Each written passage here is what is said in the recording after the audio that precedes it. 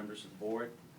My name's John Courage, and I teach at Jefferson High School, and I've been employed in this district for more than 17 years.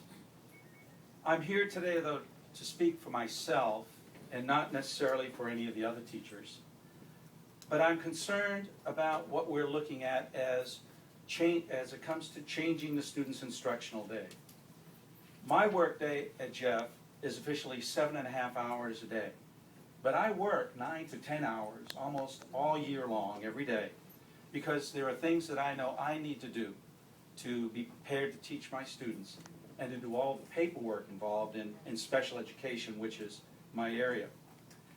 Now, these are hours that I feel I need to put in at school, but these are hours that I voluntarily put in. And I do this because I can have control over those extra hours, and I know what needs to be done. Some of the proposals I've heard would increase student attendance time, which means increasing everyone's time. The students, the teachers, the administrators, the educational support personnel, the bus drivers, and the parents. And this is a substantial change to what we're doing right now. It's being proposed really with little or no input from any of the stakeholders. And I think this is a legitimate concern that we're all trying to express here tonight. We have on our campuses campus leadership teams, CLTs, that are made up of administrators and teachers and parents and members of the community. But they have had little or nothing to say in this proposal because it's come up so quickly and has not gotten through that kind of a process where people would have that kind of input.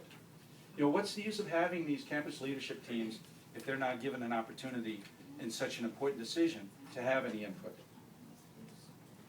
Where is their input? I think what we need to do, basically, is I'm proposing that we take a reasonable period of time to research this proposal and to study it and to look at some comprehensive educational research in the area of extension of time. For example, one of the extensions considered is an extra 30 minutes. You add that to a high school student schedule and you put that in the morning, as I had heard proposed, you're not going to have more instructional time. As we already know, high school students don't actually get going that early in the morning. If you're going to get them there early, you're going to have more problems with attendance, tardiness, and less instructional opportunity for them in that particular instance. And so that's, something I can speak of firsthand. You, the board members, are accountable and the decision makers when it comes to this. You're the decision makers based on state law and state regulation. And so I think that you need to consider meeting those state requirements yourselves, but also considering what goes on in the community, what is the input, what are the needs and concerns of parents and other stakeholders and students. And I don't think we're doing that if we move this quickly, and I hope that we'll take more time to consider this and let everybody have an opportunity to be part of this process. I'm all for increasing student learning. I work hard to do that in my classroom, and I don't know a teacher who doesn't. And if we're trying to meet a certain standard that other districts meet, I think that may be all well and good, but let's make sure we're doing it to meet our needs.